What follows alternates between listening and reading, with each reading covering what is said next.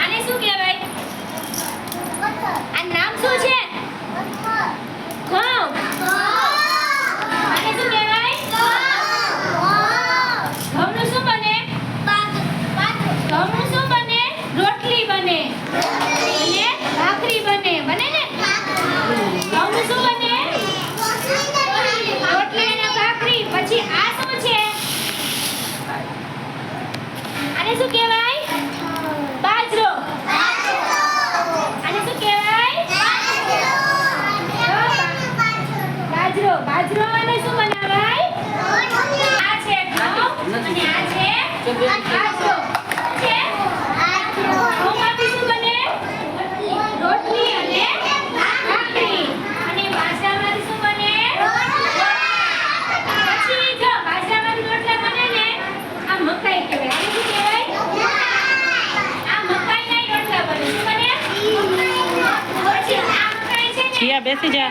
ડોડા કહી છે. ડોડા કહી છે. આ ઈ છે. આ ડોડા છે. જો છે ને. પછી આપણે પોપકોર્ન. પોપકોર્ન ખાઈએ છીએ ને.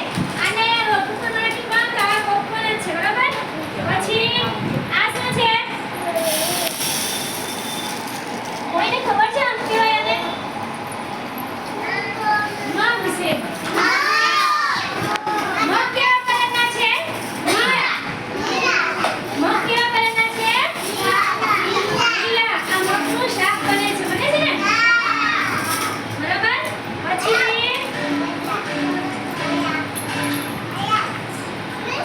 આ જો તો આ શું છે? ચોખા. આ શું છે? ચોખાનો કલર કેવો છે? સફેદ. ચોખાનો કલર કેવો છે? ચોખામાંથી આપણે શું શું બનાવીએ છીએ? ખબર છે તમને? ભાત. પછી આ ચોખાને ભાત બનાવીએ. પછી આ ચોખાને ગાળી નાખો તો તમારે ઢોસા બને, ઇડલી બને. બને ને? આ બધું આમાંથી બને. ચોખામાંથી. શેમાંથી બને?